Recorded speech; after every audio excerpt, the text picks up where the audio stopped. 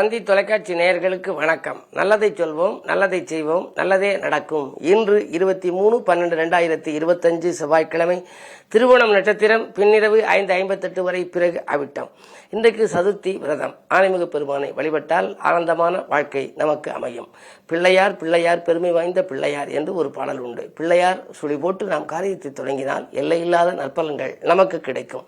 இன்றைக்கு நான் உங்களுக்கு சொல்லக்கூடிய நல்ல கருத்து என்ன அப்படின்னா, வாழ்வை வளப்படுத்தும் வைர வரிகள் அப்படின்னு இருக்கு. அதாவது முன்னோர்கள் எல்லாம் சொல்லி வச்ச நல்ல கருத்துக்கள் இருக்கு. அன்புன்னு ஒன்று இருக்கு இல்லையா, அது ரொம்ப இப்போ குறைஞ்சிக்கிட்டே வருது. அன்புக்கும் உண்டோ அடைக்கும் தாழ்னு திருக்குறளில் வரும். இந்த அன்பு நம்ம ஒருத்தர் காட்டுறதை பற்றி ஒருத்தர் அழகாக எழுதியிருக்காரு. அன்பு ஒரு நிமிடம் காட்டினா அதுக்கு பேர் இரக்கம்னு பேராம்.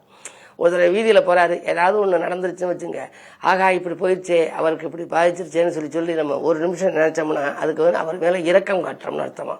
அன்பு ஒரு நிமிடம் காட்டினால் அதற்கு பேர் இரக்கம். அன்பு ஒரு நாள் முழுவதும் காட்டினால் அதற்கு பெயர் அக்கறை. அப்படிப்பட்டவரை கொண்டுகிட்டு போய் நம்ம வழி பண்ணி விட்டு அவருக்குள்ள நல்லதெல்லாம் செஞ்சு அனுப்பி வச்சோம்னு வச்சுங்க, ஒரு நாள் ஃபுல்லாக அவரோட இருந்தோம் அப்படின்னா, ஒரு நாள் முழுதும் அன்பு காட்டினால் அதுக்கு பேர் அக்கறைன்னு பேர். சரி, பல நாட்கள் அன்பு நம்ம காட்டினோம்னா அதுக்கு பேர் நட்புன்னு பேர். நண்பர்கள்னு இருக்காங்கல்ல, பல நாட்கள் நம்ம அன்பு செலுத்துறதுனால தான் அந்த நட்பு நிலைக்குது. அந்த நட்புக்கு முக்கியத்துவம் கொடுத்து தான் திருக்குறளில் கூடா நட்பு தீ நட்புன்னா இருக்கும். முகநக நட்பது நட்பன்று அகநக நட்பே நட்பு. சாதாரணமாக நட்புன்னு நீங்கள் நினைக்கக்கூடாது. நட்புங்கிறது மிக அற்புதமான ஒரு ஆயுதம். அதனாலே பல நாட்கள் அந்த அன்பு செலுத்தினோம்னா நட்பு உருவாகுதான். பல வருடங்கள் நம்ம நட்பு செலுத்தினா அதுக்கு பேர் பந்தம்னு பேர். பந்தபாசம்ங்கிற அண்ணன் பாசம் நேசம் அப்படின்னு. அது மாதிரி பல வருடங்கள் நம்ம ஒருத்தரோட அன்பு செலுத்துறோம் அப்படின்னா அதுக்கு பேர் பந்தம் அப்படிங்கிறது. அது இல்லற பந்தம் எல்லாம் வரும். அதே மாதிரி காமத்தோட அன்பு செலுத்தினாங்க அதுக்கு பேர் காதல்னு அர்த்தம். அதே மாதிரி நடிகர்கள்ட்ட நம்ம அன்பு செலுத்துறோம்னு வச்சுங்க, ரசனைன்னு பேர். நடிகர்கள் அது நல்லா நடிச்சிருக்காரு பண்ணிருக்காரு, அந்த அன்புக்கு பேர் என்னன்னா ரசனை. அதே மாதிரி இறைவனிடத்துல நம்ம அன்பு செலுத்துறோம்னா அதுக்கு பெயர் என்ன அப்படின்னா பக்தி. ஆக எவ்வளவு அழகா சொல்லியிருக்காங்க பாருங்க. அதே மாதிரி இன்னொரு கருத்து சொல்லியிருக்காங்க, தாய் தந்தையரை எங்க வச்சுக்கணுமா, தலையில வச்சுக்கணுமா. என்னடா அவர் தலையில தூக்கி வச்சுக்க ஆடா இருப்பேன். சில பேர் கல்யாணம் ஆன உடனே மனைவியோட ரொம்ப இணக்கமா இருந்தா அவளை தலையில தூக்கி வச்சுக்க ஆடுறான், என்னை கவனிக்கிறது இல்லைன்னு புகார்கள்லாம் சொல்லுவாங்க. ஆனா அப்படி இருக்கக்கூடாதான். யாரை தலையில வச்சுக்கணும்? தாய் தந்தையரை தலையில் வை. சரி, மணந்தவரை மனதில் வை. மனதில் வச்சுக்கணும், எப்போவுமே மனதில் நினைச்சுக்கிட்டே இருக்கணும். அந்த வாழ்க்கை துணையை விட்டு கொடுக்க கூடாதான். மணந்தவரை மனதில் வை. அதுக்கு அடுத்தது பிள்ளைகளை தோளில் வை. தோளில் வச்சு இந்த உலகத்தை பார்க்க மாதிரி செய்யணுமா. பிள்ளைகளை தோளில் வை. நட்பினை கையில் வை. ஒருத்தரோட கையை பிடிச்சிட்டு நடக்கணுமா. நண்பர்கள் அப்படின்னாலே கை கொடுத்து காப்பாற்றுவார்கள். அதனாலே நட்பினை கையில் வை. உறவுகளை அருகில் வை. உன்னுடைய உறவுகளை எல்லாம் இப்ப யார் வைக்கிறா? எல்லாமே வாட்ஸ்அப்லயே காலையில வணக்கம் போடுறோம், இது பண்றோம். உறவு நேரே பார்க்கறத காட்டிலும் எழுத்து மூலமாகவும் இது மாதிரி செல் மூலமாகவும் போய்கிட்டு இருக்கு. ஆனா அந்த உறவுகளை அருகில வைத்துக் கொள்ள வேண்டுமாம். கடைசி சொல்லியிருக்காங்க, உள்ளத்தில் இதனை பதித்து வைங்கிறாங்க. இத்தனையும் உள்ளத்தில் பதித்து வையும். இப்படி எல்லாம் அந்த நல்ல கருத்துக்களை நம்முடைய முன்னோர்கள் சொல்லி வைத்திருக்கின்றார்கள். இவற்றையெல்லாம் நாம் கடைபிடித்தால் நம்முடைய வாழ்க்கை மிக அற்புதமாக அமையும் என்ற கருத்தை தெரிவித்து இன்றைய ராசி பலன்களை இப்பொழுது உங்களுக்கு வழங்கப் போகின்றேன்.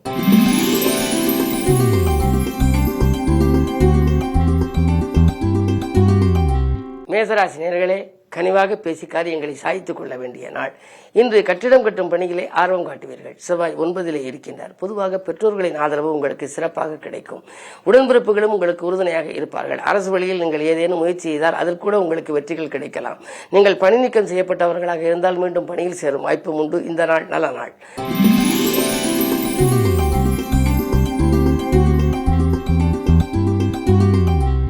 ரிஷபராசினியர்களே, உங்களுக்கு அடுக்கடுக்காக ஒரு வேலையை அயராமல் செய்து முடிக்கின்ற நாள். இந்த அலைச்சலுக்கேற்ற ஆதாயம் உண்டு. உங்களுடைய ராஜநாதன் சுக்கிரன் இந்த அஷ்டமத்தில் இருக்கின்றார். மறைந்த சுக்கிரன் நிறைந்த தனத்தை கொடுப்பார். காரணம் 6க்கு அதிபதி. எனவே எதிர்ப்பு, வியாதி, கடன் ஆகியவற்றை குறிக்கக்கூடிய இடத்திற்கு அதிபதியான சுக்கிரன் மறைவதனாலே எதிரிகள் விலகிச் செல்வார்கள். லாப நோக்கத்தோடு பழகியவர்களை இனம் கண்டு கொள்வீர்கள். வருமானம் உயரும், வளர்ச்சி கூடும். பொன்பொருள் சேர்க்கைக்கும் இந்த அஸ்திவாரம் அமைத்துக் கொள்வீர்கள். இந்த நாள் நல்ல நாள்.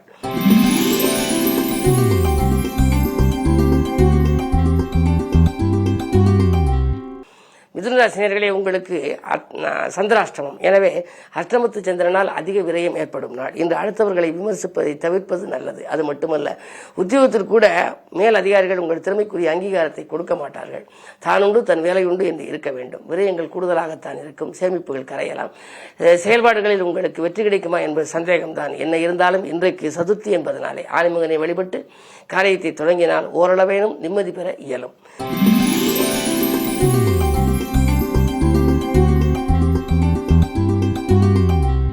கடகராசினியர்களே, உங்களுக்கு அஷ்டமத்து சனியின் ஆதிக்கம், அஷ்டமத்து ராகுவின் ஆதிக்கமும் இருக்கின்றது. இருந்தாலும் கூட வெற்றி வாய்ப்புகள் வீடு தேடி வருகின்ற நாள் என்றே சொல்லலாம்.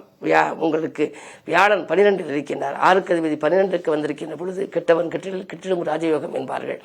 6, 8, 12க்கு அதிபதி 6, 8, 12 தனித்து ஒன்று கூடிய இருந்தால் விபரீத ராஜயோகம் என்றும் ஒரு யோகம். இந்த அடிப்படையில் பார்க்கின்ற பொழுது வியாழன் வக்கரமாகி 12 இருப்பதால் மிகுந்த நன்மைகளை உங்களுக்கு வழங்கும். குறிப்பாக பிள்ளைகளுக்காக நீங்கள் எடுத்த முயற்சிகள் கைகூடும். பிள்ளைகள் புத்திரகாரகன் என்று வியாழனை சொல்லுவது வழக்கம். பிள்ளைகளின் கல்யாணம் சம்பந்தமாகவோ அல்லது அதனுடைய எதிர்காலம் சம்பந்தமாகவோ அல்லது அது மேல் படிப்புக்காக அயல்நாடு செல்ல வேண்டும் என்பது சம்பந்தமாகவோ எதற்காக நீங்கள் திட்டம் தீட்டினாலும் அதுக்காக எடுத்த முயற்சியில் இன்று வெற்றி கிடைக்கலாம். பணப்புழக்கம் நன்றாக இருக்கும். இந்த நாள் நல்ல நாள்.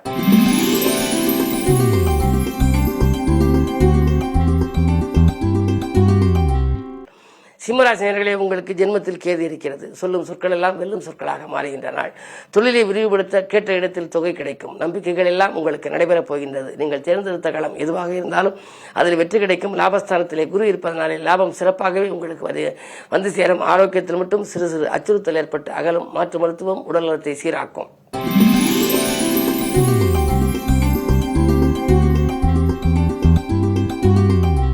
கன்னிராசினியர்களே, உங்களுக்கெல்லாம் கொடுத்த வாக்கை காப்பாற்றி இயலும் நாள்.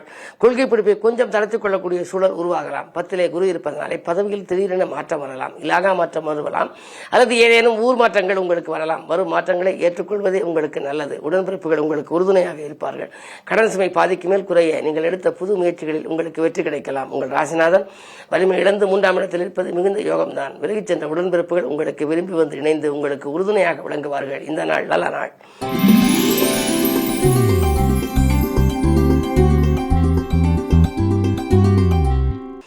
துலாம் ராசி நேயர்களே, உங்களுக்கு குருவின் பார்வை இருக்கின்றது. குரு பார்க்க கோடியின்மை என்பதனாலே எல்லா பிரச்சனைகளும் எளிதில் சரியாகிவிடும். அது மட்டுமல்ல, நல்ல வாய்ப்புகள் எல்லாம் இல்லம் தேடி வரும். புதிய ஒப்பந்தங்கள் அடுக்கடுக்காக வரலாம். பொன்பொருள் சேர்க்கை உங்களுக்கு உண்டு. செல்வநிலை உயர சிநேகிதர்களும் வழிகாட்டுவார்கள். அதே நேரத்தில் உறவினர்களும் உங்களுக்கு வழிகாட்டுவார்கள். தொழிலை விரிவு செய்ய வேண்டும். வியாபாரத்திலே போட்டிகள் இருக்கிறது என்றெல்லாம் கவலைப்பட்டவர்களுக்கு வியாபார போட்டிகள் அகலும். இந்த நாள் நல்ல நாள்.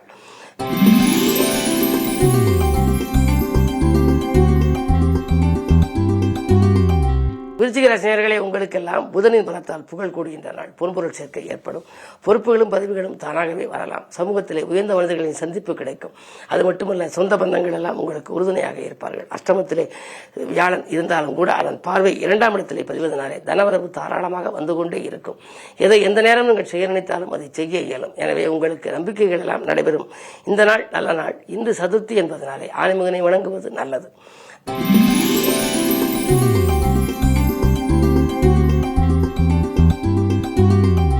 தனுசு ராசி நேயர்களே, உங்களுக்கெல்லாம் 7ஆம் இடத்திலே குரு. இதுவரை அஷ்டமத்தில் இருந்த குரு இப்பொழுது 7ஆம் இடம் வந்துவிட்டார். குரு பார்ப்பதனாலே கோடி நன்மை என்பதற்கு ஏற்ப நீங்கள் இந்த தொட்ட காரியங்கள் எல்லாம் வெற்றி கிடைக்கும். துணையாக இருக்கும் நண்பர்கள் தோள் கொடுத்து உதவுவார்கள். பட்ட கஷ்டங்கள் தீர்ந்தது என்று சொல்லி பலரிடம் நீங்கள் சொல்லுவீர்கள். அது மட்டுமல்ல, குரு பார்க்கின்ற காலத்தினாலே கல்யாண கனவுகள் நனவாகலாம். வீட்டிலே மங்கள ஓசை கேட்கவில்லை என்று நினைத்தவர்களுக்கு உங்களுக்கோ உங்கள் உடன்பிறப்புகளுக்கோ அல்லது கல்யாண வயதறிந்த உங்கள் பிள்ளைகளுக்கோ கல்யாண சம்பந்தமாக முயற்சி செய்தால் அது கைகூடலாம். தொழில் தொடங்கும் வாய்ப்புகள் கூட ஒரு சிலருக்கு உண்டு. இன்று நல்ல நாள்.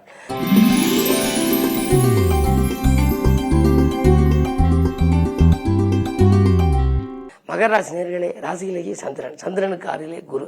சகடயோகம் வருவதனாலே காலையில் வரவு உண்டு, மாலையில் செலவு உண்டு.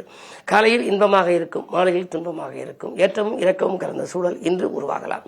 என்ன இருந்தாலும் இன்று நீங்கள் பணத்தை சேமிக்க இயலாது. வருமானம் போதுமானதாக இருந்தாலும் விரயங்கள் கொஞ்சம் கூடுதலாகவே இருக்கும். 8லே கேது இருக்கின்றார். ஆன்மீக நாட்டங்கள் அதிகரிக்கும். ஆன்மீக சம்பந்தமான பயணம் கூட உங்களுக்கு உண்டு. உறவினர்களின் ஆதரவு கொஞ்சம் குறைவாகத்தான் இருக்கும். விட்டுக் கொடுத்து செல்ல வேண்டிய நாள் என்பதை நினைவில் கொள்ளுங்கள்.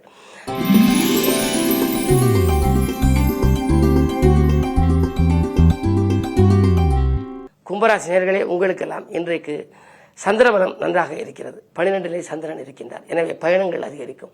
பக்குவமாக பேசி காரியங்களை சாதித்துக் கொள்ள வேண்டும். காரியங்கள் கடைசி நேரத்தில் கைகூடினாலும் கூட கடமையில் இருந்த தொய்வு அகலும். காரணம், ராசிநாதன் ராசியில் இருக்கின்றார். குருவின் பார்வை பதிகின்றது. குரு பார்த்தாலே போதும் அல்லவா? பொதுவாகவே தடைப்பட்ட காரியங்கள் தானாக நடைபெற வேண்டும் என்றால் குருவின் பார்வை அவசியம் தேவை. குரு உங்கள் ராசிக்கு 2-11 அதிபதி, தன லாபாதிபதி. எனவே தனவரவு இன்று தாராளமாக வரும். எதை எந்த நேரம் நீங்கள் செய்ய நினைத்தாலும் அதில் வெற்றியும் கிடைக்கும், செய்தும் முடிப்பீர்கள். நண்பர்களை நம்பி நீங்கள் ஒப்படைத்த பொறுப்புகள் நல்ல விதமாக நடக்கும். இந்த நாள் நல்ல நாள்.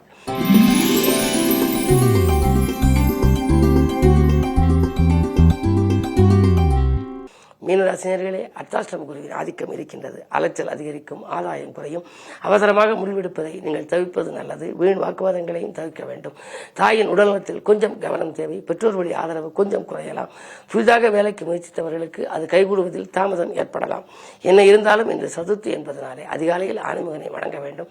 அதற்கு பின்னாலே சிவாலய வழிபாட்டையும் மேற்கொள்வது, அதிலும் செவ்வாய்க்கிழமை என்பதனாலே முருகப்பெருமானையும் நீங்கள் வணங்கினால் முன்னேற்றம் கிடைக்கும். மேலும் விவரங்கள் அறிய தினத்தந்தி படியுங்கள்.